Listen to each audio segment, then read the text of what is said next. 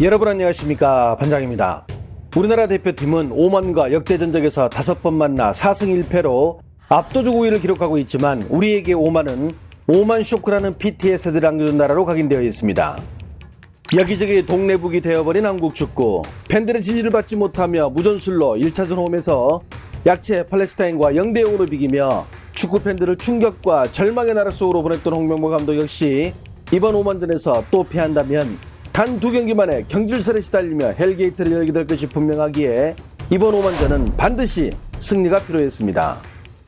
원정팀의 무덤이라 불리는 오만 원정 경기에 나선 우리 대표팀. 다행히도 손흥민 선수의 원맨쇼로 3대1 승리를 거두며 기분 좋은 승점 3점을 얻게 됐는데요.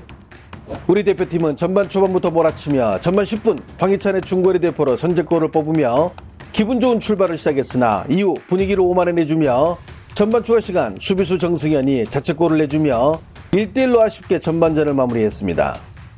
후반전 역시 지루한 공방을 이어가며 또다시 오만 쇼크의 PTSD가 도질 무렵 역시 우리나라에는 캡틴 손흥민 선수가 있었는데요. 어려울 때는 늘 한방해주며 우리를 지옥에서 끄집어내주던 대흥민은 후반 37분 상대 아크 정면에서 이강인의 패스를 받은 후 상대 수비수 5명이 버티고 있었지만 그 사이 틈으로 왼발 가마차기 슈팅으로 오만의 골망을 가르며 호흡기를 때리던 홍명보호에 억지로 호흡기를 다시 붙여주며 생명을 연장시켜 주었습니다. 이후 후반 추가 시간 16분을 준 전대미문의 희한한 상황 하에서 그리고 중국 심판의 노골적인 오만 편들기 편파 판정 속에서도 추가 시간 11분 무렵 손흥민의 컵백 패스를 받은 주민규가 왼쪽 낮은 구석에 오른발 인사이드로 골을 꽂아 넣으며 3대1 승리의 마침표를 찍게 되었습니다. 하지만 이날 선발 5명의 변화를 주며 자신의 애제자들로 그라운드를 가득 채운 홍명보 감독의 선택은 실패로 돌아갔으며 이번에도 여전히 자신만의 전술적 색채를 보여주지 못하며 그저 선수들만 바라보는 해도 축구를 구사하며 선수들 덕에 간신히 패배를 면하며 자신이 그렇게 원하던 감독직은 유지할 수 있게 되었지만 향후 오만보다 더 강한 요르단, 이라크 같은 중동팀들과의 원정 경기는 어떻게 풀어나갈지 정말 답이 없음을 다시 한번 절실히 느끼는 경기였습니다. 한편 우리나라 경기 열리기 직전 중국 홈에서 치러진 중국과 사우디의 경기에서는 중국이 10명으로 싸운 사우디에 1대1로 역전패하며 지난 일본전 0대7 패배에 이어 역사상 최고의 굴욕을 맛봤는데요. 현재 중국은 이 상황이 믿기지 않는 듯 14억 전체가 멘탈에 나간 상황인데 관련 소식은 앞에서 말씀드린 바와 같이 수요일 저녁 7시에 영상으로 자세히 소개하도록 하겠습니다. 먼저 덩신왕은 1골 2어시를 기록한 손흥민이 활약한 한국이 후반 추가 시간 16분이나 준 오만을 상대로 3대1 승리를 거뒀다고 관련 소식을 전했습니다. 특히 해당 매체는 이날 경기의 주심을 본 자국의 마닝 주심이 후반 손흥민의 페널티킥을 취소하며 경기의 분수령이 될 뻔했으나 손흥민의 슛과 후반 추가 시간 또다시 손흥민의 어시를 받은 한국 대표팀의 스트라이커 주민규가 승리를 확정짓는 골을 기록하며 3대1로 승리, 아시아 호랑이다운 모습을 선보이며 승점 3점을 얻게 되었다고 전했습니다.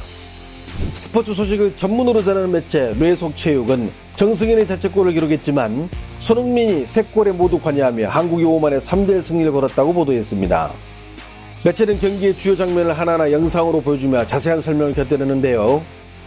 홈에서 강한 면모로 보인 오만이었지만 이날 오만은 손흥민 한 명을 막지 못해 패배한 경기라고 요점 정리했습니다.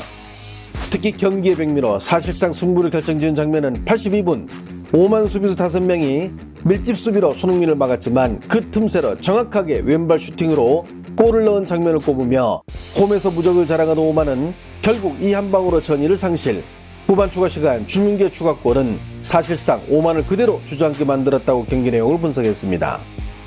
오늘의 헤드라인 뉴스는 한국이 오만을 상대로 3차 예선 첫 승을 거두며 다시 한번 8가지 사실을 상기시켜 주었다는 상당히 신선한 관점을 소개했는데요. 특히 해당 매체는 이날 경기를 통해 한국팀에게 손흥민은 얼마나 중요한 존재인지, 그가 활약하는 날이면 한국팀에게 절대 패배는 없다는 사실을 다시 한번 확인할 수 있었으며 여기에 늘 중원에서 좋은 활약을 펼치는 이강인과 오만의 공격을 잘 막아낸 한국 최고의 골키퍼 조현우의 한결같은 활약은 변함없는 8가지 사실 가운데 하나라고 상세히 소개하기도 했습니다. 바이두는 1골 2어시로 오만 수비수 5명을 농락한 손흥민의 원더골을 앞세운 한국은 오만의 3대1 승리를, 반면 중국은 2연패하며 시조 꼴찌로 내려앉게 되었다고 경기 내용을 전했습니다. 바이두의 소식을 요약하면 홈에서 열린 팔레스타인과의 경기에서 다소 주춤한 모습을 보이는 한국이었지만 아시아 강팀은 역시 강팀다운 면모를 보였으며 그 중심에는 월드클래스 손흥민이 있었다고 보도했는데요. 팀이 흔들릴 때 이를 잡아주는 손흥민 같은 선수를 보유한 한국과 그런 선수를 보유하지 못한 중국의 경기 내용은 완전히 달랐다며 손흥민의 존재가 얼마나 대단한지 다시 한번 각인시켜준 경기라고 보도했습니다. 여기서 잠시 중간 광고 보시고 관련 내용 계속 이어나가도록 하겠습니다.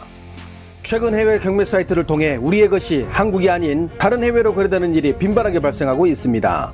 이에 참전용사를 후원하는 대한민국의 대표적 선한 기업을 알려진 인프레시는 역사를 보존해야 한다는 책임감을 위해 해외 경매 사이트에 올라온 수많은 한국 유물들을 전문가와 협력해 가져올 예정임을 전하며 이 모든 걸 대한민국 국민들의 이름으로 기증할 것임을 발표했습니다. 특히 인프레시는 틈만 나면 김치, 한복 등 한국의 고유문화가 자신들의 것이라 우기는 중국에 대해서는 더 단호히 대처하고 있는데요. 실제로 인프레시는 올해 한 중국인이 중국은 한국전쟁에 한국을 위해 싸웠던 참전국이라는 황당한 주장을 펼치자 공식적인 피드백으로 중국 14억 인구가 한국에 와도 역사는 바뀌지 않는다라며 일침을 놓기도 했습니다. 국내 참전용사들과 참전국의 다방면의 후원 행보를 지속하고 있는 인프레시는 최근 6.25 전쟁 당시의 태극기를 키링으로 구현하여 한국의 미와 역사를 알리고 있는데요. 참전용사들의 서명이 놀랍도록 디테일하게 담긴 이 키링은 수익금 일부를 참전용사에게 후원하고 한국인들의 이름으로 후원을 진행하고 있습니다. 실제 국가대표 선수도 동참을 하였으며 최근 저희 채널에 소개하며 참전용사분들에게 많은 관심이 더해지고 있다며 감사 인사를 전해달라고도 하였습니다. 우리나라의 유물을 보존하고 참전용사들을 후원하는 이 선한 발걸음에 여러분의 동참을 간곡히 부탁드리며 키링의 구매처는 고정 댓글에 남겨두겠습니다. 해당 소식을 접한 중국 네티즌들은 어떤 반응을 보일까요? 역시 손흥민 선수 명불허전, 중국의 우레와는 완전 다르구만. 손흥민 같은 월드클래스들은 팀이 어려울 때 저렇게 해주거든. 우리는 그런 선수가 없지만. EPL 골든부츠는 아무나 받나? 역시 그 실력대로 보여주네. 그런데 양팀 경기 중 싸웠나요? 후반 추가 시간 16분 이거 실화?